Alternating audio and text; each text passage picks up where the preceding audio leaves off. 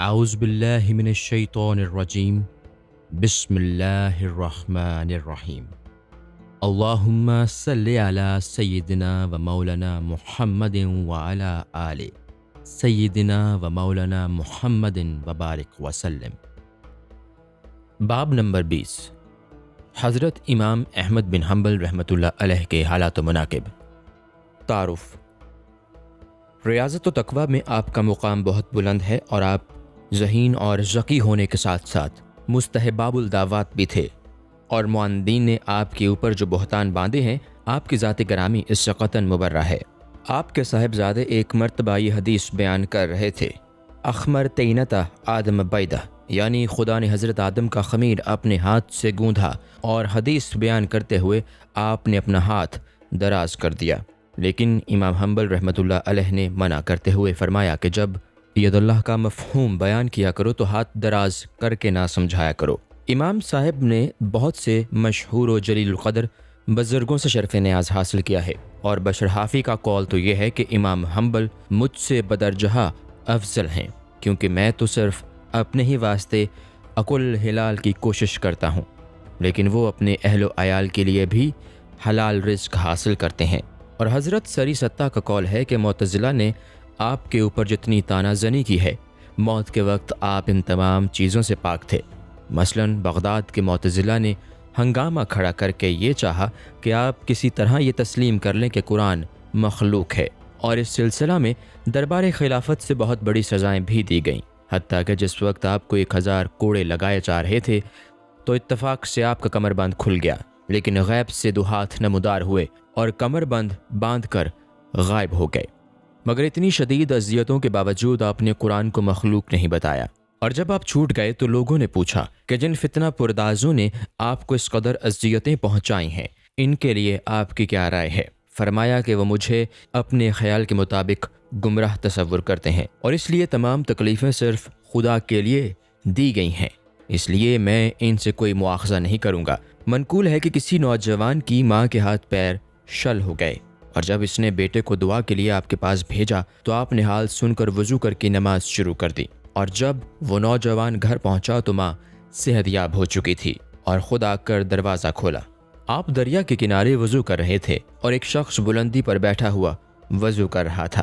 لیکن آپ کو دیکھ کر تعظیماً نیچے آ گیا۔ پھر اس کے انتقال کے بعد کسی نے خواب میں دیکھ کر پوچھا کہ کس حال میں ہو؟ اس نے کہا کہ خدا تعالیٰ نے محض اس تعظیم کی وجہ سے جو میں نے امام حنبل کے وضو کرتے وقت کی تھی مغفرت فرما دی۔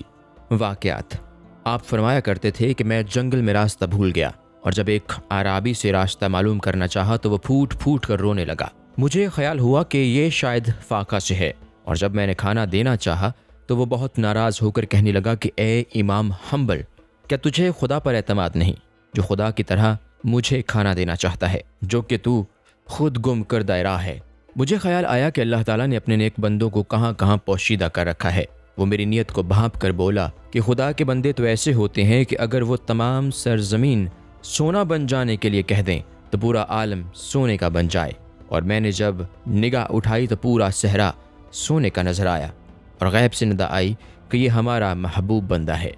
اور اگر یہ کہہ دے تو ہم پورے عالم کو زیر و زبر کر دیں، لہٰذا تجھے اس بات کا شکر ادا کرنا چاہیے کہ تیری ملاقات ایسے بندے سے ہو گئی، لیکن آج کے بعد اس کو کبھی نہ دیکھ سکے گا۔ آپ کے صاحبزادے حضرت صالح اصفہان کے قاضی تھے،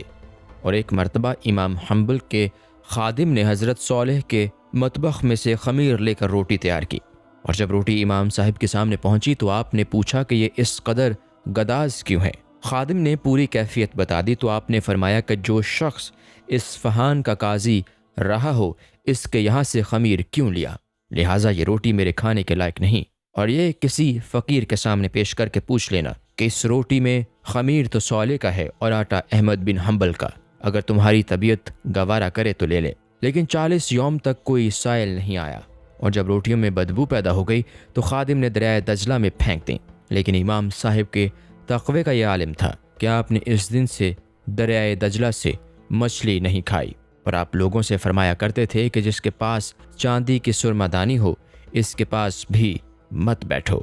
ایک مرتبہ امام احمد بن حنبل سماعت حدیث کے لیے حضرت ابو سفیان سوری کی خدمت میں مکہ معظمہ پہنچ گئے اور روزانہ آپ یہاں حاضری دیتے۔ ایک دن اتفاق سے جب آپ نہیں پہنچے تو حضرت سفیان نے خادم بھیج کر خیریت معلوم کی، اور جب خادم پہنچا تو دیکھا کہ کپڑے دھوبی کو دے دیے اور خود برہنہ ہیں، اور جب خادم نے عرض کیا کہ آپ مجھ سے رقم لے کر لباس تیار کرا لیں تو آپ نے منع فرمایا کہ میرے ہاتھ کی تحریر کردہ ایک کتاب ہے، اس کو فروخت کر کے 10 گز ٹاٹ لا دو تاکہ میں کرتا اور تہبند تیار کروا لوں۔ اور جب اس نے کہا کہ اگر اجازت ہو تو کتان خرید لوں، آپ نے فرمایا کہ نہیں، ٹاٹ کافی ہے۔ ایک مزدور جو آپ کے یہاں کام کرتا تھا، جب وہ شام کو جانے لگا تو آپ نے شاگرد سے فرمایا کہ اس کو مزدوری سے کچھ زیادہ رقم دے دو، اور جب شاگرد نے عرض کیا کہ اس نے تو پہلے ہی انکار کر دیا ہے، اب شاید نہیں مانے گا، آپ نے فرمایا کہ اس وقت تو اس کو زیادہ لالچ نہیں تھا،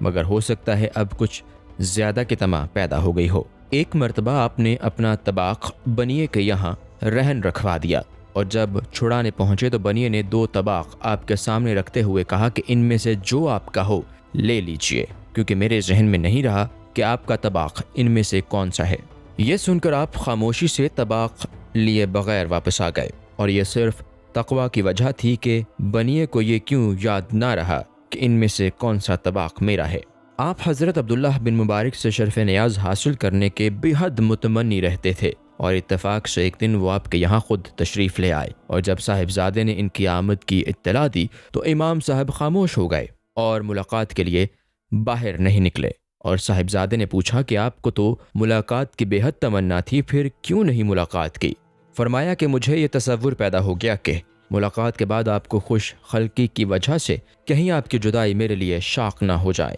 اس لیے یہ طے کر لیا کہ آپ سے ایسی جگہ ملاقات کروں گا جہاں سے جدائی کا امکان نہ رہے۔ ارشادات: شرعی مسائل تو آپ خود بتا دیا کرتے تھے، لیکن مسائل طریقت کے سلسلہ میں لوگوں کو بشر حافی کی خدمت میں بھیج دیتے، اور اکثر فرمایا کرتے کہ میں نے خدا سے خوف طلب کیا تو اس نے اتنا خوف عطا کر دیا کہ مجھے زوال عقل کا خطرہ پیدا ہو گیا۔ فرمایا کہ اللہ تعالیٰ نے مجھ سے فرمایا کہ تجھے میرا قرب صرف قرآن سے حاصل ہو سکتا ہے۔ پھر فرمایا کہ اعمال کی مشقتوں سے چھٹکارے کا نام اخلاص ہے، اور خدا پر اعتماد توکل ہے، اور تمام امور کو خدا کے سپرد کر دینے کا نام رضا ہے۔ زہد: جب لوگوں نے محبت کا مفہوم پوچھا تو فرمایا کہ جب تک بشر حافی حیات ہیں ان سے دریافت کرو۔ پھر سوال کیا گیا کہ زہد کس کو کہتے ہیں؟ فرمایا کہ عوام کا زہد تو حرام اشیاء ترک کر دینا ہے، اور خواص کا زہد حلال چیزوں میں زیادتی کی طمع کرنا ہے، اور عارفین کے زہد کو خدا کے سوا کوئی نہیں جانتا۔ پھر سوال کیا گیا کہ جو جاہل قسم کے صوفیہ مسجد میں متوکل بن کر بیٹھ جاتے ہیں ان کے متعلق کیا رائے ہے؟ فرمایا کہ ایسے لوگوں کو غنیمت سمجھو، کیونکہ علم کی وجہ سے انہوں نے توکل اختیار کیا ہے۔ اور جب لوگوں نے عرض کیا کہ یہ تو محض روٹیاں حاصل کرنے کا ایک بہانہ ہے تو آپ نے فرمایا کہ دنیا میں کوئی جماعت بھی روٹیوں سے بے نیاز نہیں۔ وفات: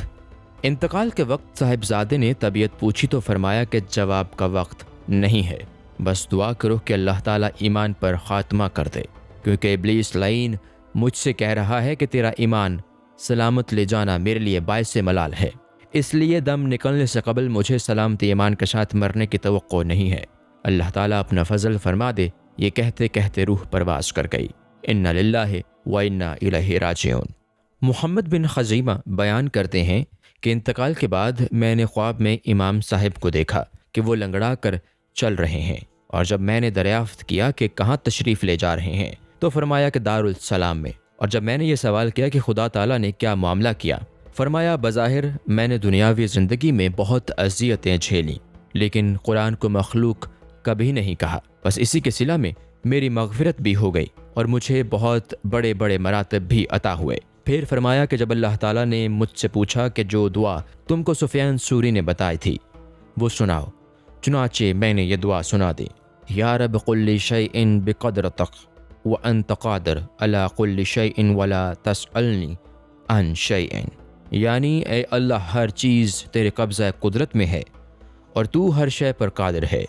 اور وہ مجھ کو عطا فرما دے، اور مجھ سے مت پوچھ کہ کیا طلب کرتا ہے۔ پھر اللہ تعالیٰ نے فرمایا کہ اے احمد یہ بہشت ہے اور اس میں داخل ہو جا، اور میں اس میں داخل ہو گیا۔ السلام علیکم۔ پوری کتاب دیکھنے کے لیے ہمارے یوٹیوب چینل صوفی سما کی پلے لسٹ میں جائیں۔ یہاں آپ کو مختلف بزرگوں کی کتابیں ملیں گی، اور جو کتاب پوری نہ ہوئی اس پر کام تیزی سے ہو رہا ہے اور ریگولر بیسس پر اپلوڈ ہوتی رہتی ہیں۔ آپ سے گزارش ہے کہ آپ ہمارے یوٹیوب چینل کو سبسکرائب کر لیں اور بیل نوٹیفیکیشن پر کلک کر لیں تاکہ ہماری آنے والی کتابیں آپ کو ملتی رہیں۔ جزاک اللہ خیر۔